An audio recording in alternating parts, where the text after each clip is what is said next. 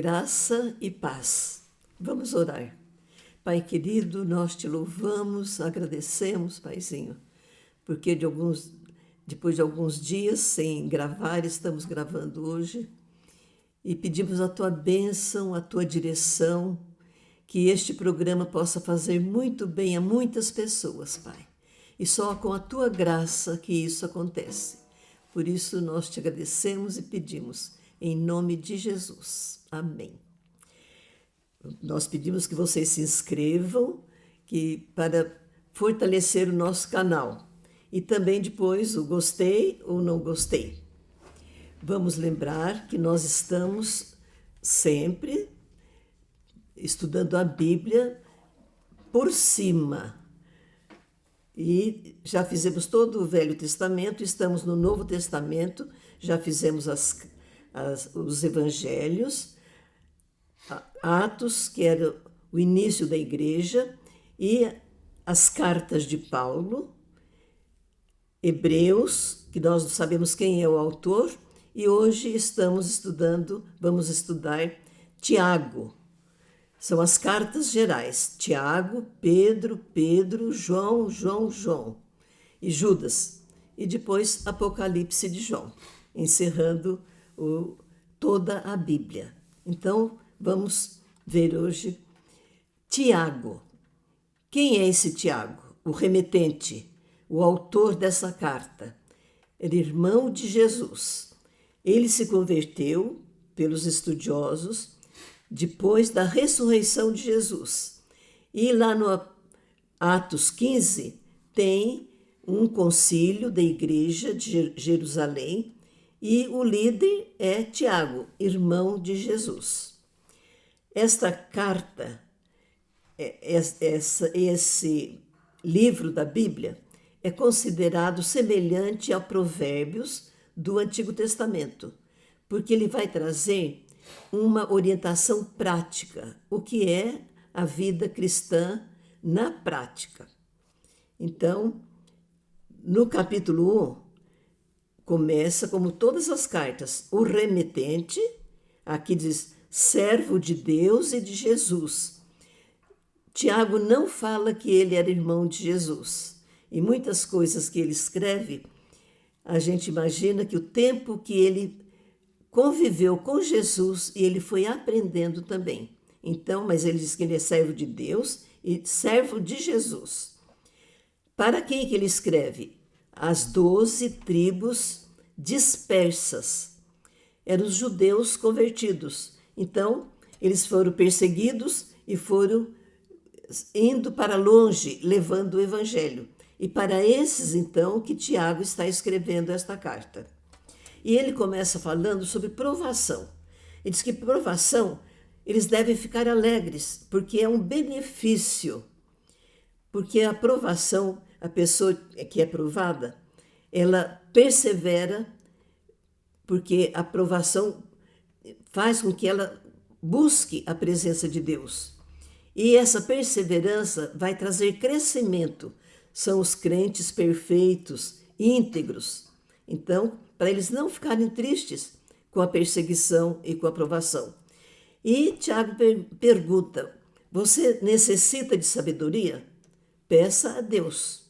Deus dá liberalmente, sem repreensão, mas peça com fé. O que duvida é semelhante à onda do mar impelida pelo vento. O que pede com fé, receberá. Era a experiência de Tiago na convivência com Jesus e agora na igreja.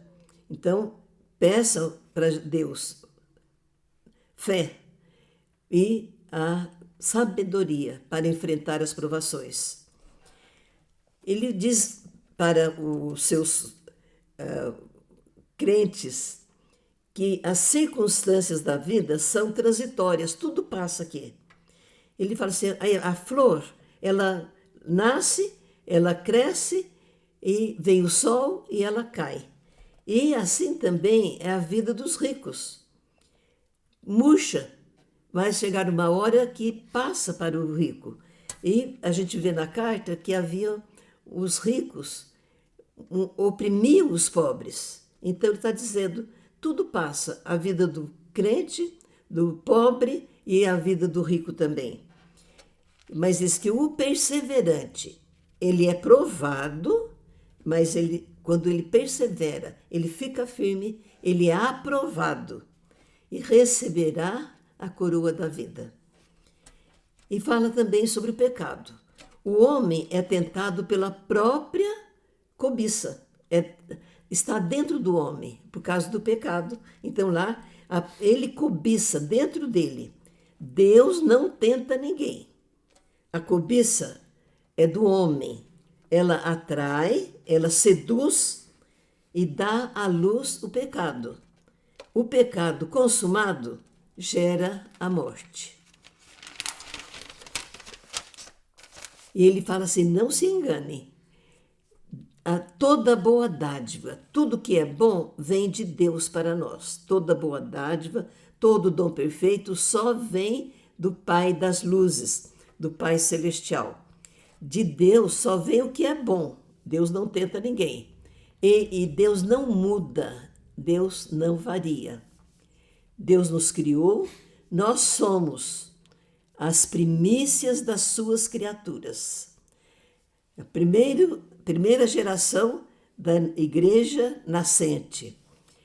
E isso nos leva a usar a palavra, a prática da palavra de Deus.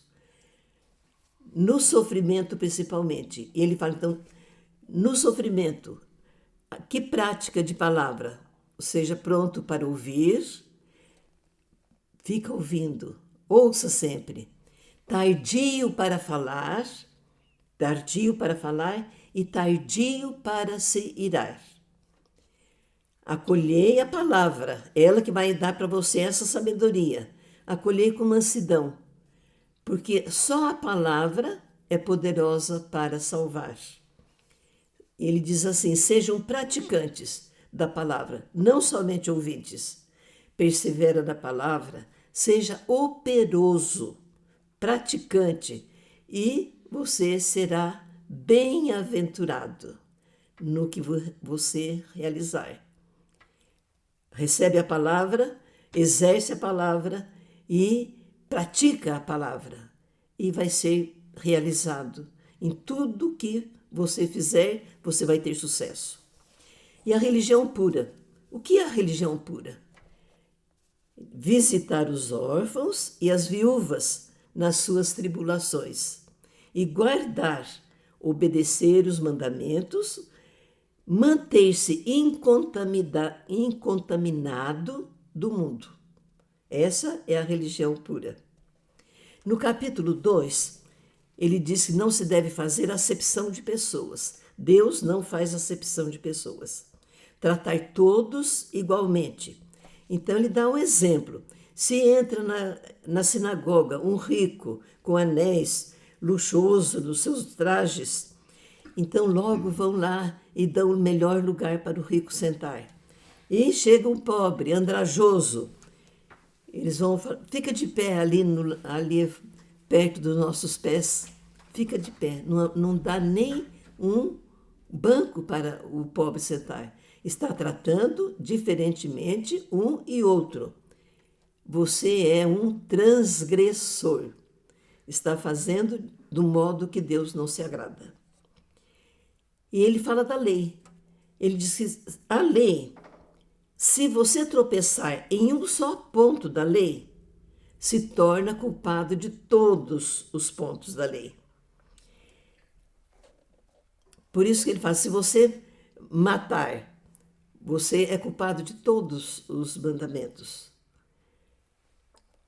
E ele fala então que a fé sem obras é morta. A fé é consumada pelas obras. Se um irmão seu está com fome, está com frio, e ele chega, você abraça, beija, se alegra e fala, Deus te abençoe, vai em paz, mas você não dá o que ele necessita. Qual é o proveito? Houve fé? Apareceria essa fé se houvesse tido obras. Com as obras eu mostro a minha fé. Abraão creu, teve fé. ofereceu Isaque, mostrou a sua fé oferecendo o filho. Raabe, ela creu que aquele Deus daqueles espias era o Deus que estava trazendo vitória. Ela creu. E como que ela mostrou que creu? Quando ela protegeu os espias. Então, uma pessoa é justificada por obras, não somente pela fé. Ele mostra a fé através das obras. Alguém dirá: você tem fé e eu tenho obras. Mostra-me sua fé sem as obras, e eu com as obras lhe mostrarei a minha fé. O Tiago dando testemunho dele. No capítulo 3, ele vai falar sobre a língua, sobre a palavra falada, os pecados da língua e o dever de refreá-la. Ele diz que se o varão não tropeça no falar, ele é perfeito. Não é ficar em silêncio, não, mas é ter o pensamento cativo a Cristo. Esse é o perfeito varão. Mas é difícil. A língua é como freio na boca dos cavalos. O cavalo é um animal enorme, mas ele é dominado pelo freio. Ele vai para onde o cavaleiro quer levar, usando o quê? O freio que está na boca dele. O leme é pequenino no navio que é grande e o timoneiro leva o navio para onde quer. Ele está dizendo do poder da língua e do perigo da língua. Ela é como fogo. Uma fagulha de fogo põe brasas em uma grande selva.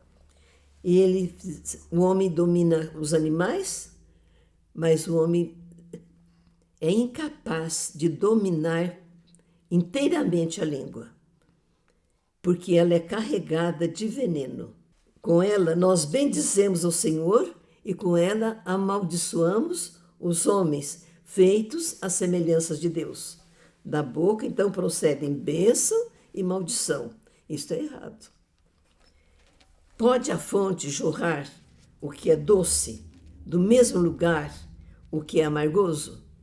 Pode a figueira produzir azeitona? Então ele está falando da nossa boca produzir a palavra de Deus. Você é sábio e inteligente?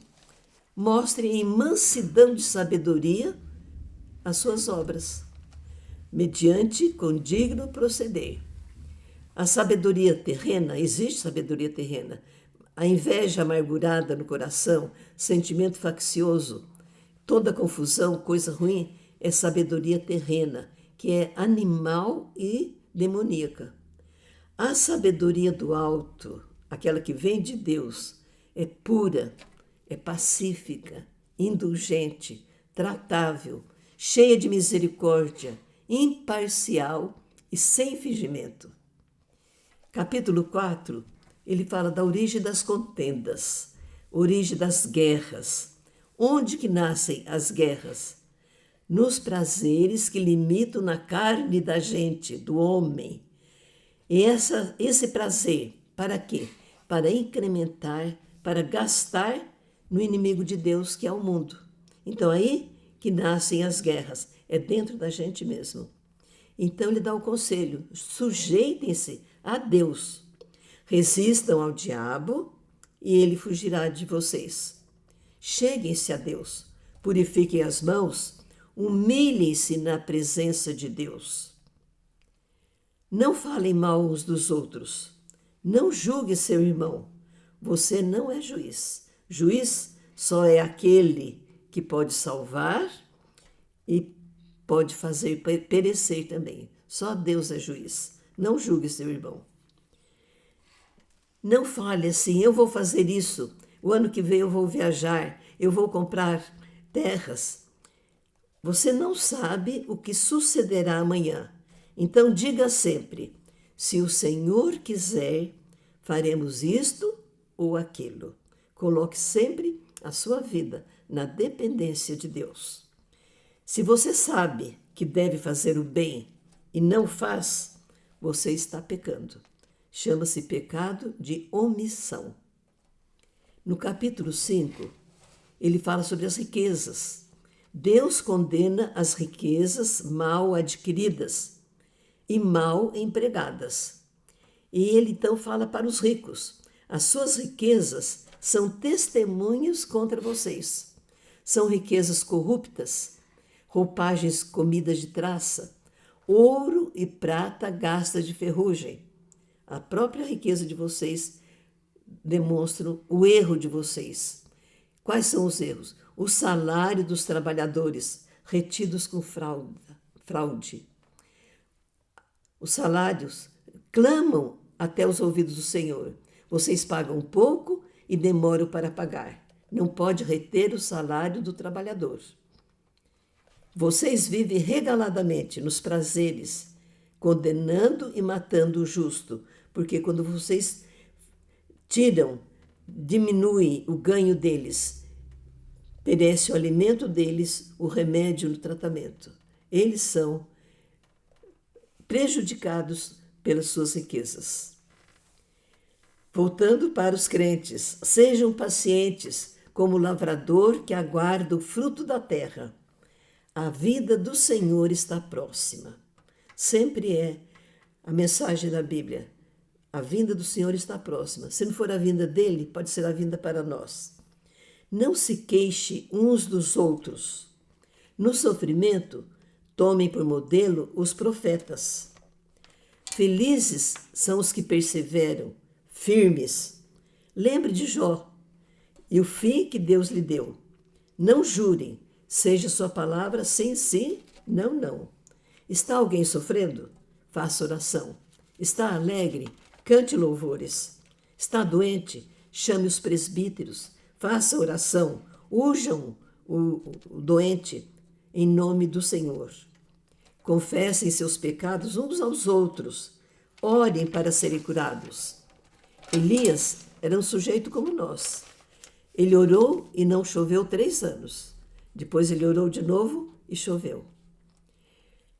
Se algum entre vocês se desviar da verdade e alguém o trouxer de volta, esse alguém o tirará do caminho errado, salvará da morte a alma dele e evitará que o mundo escarneça da Igreja de Jesus.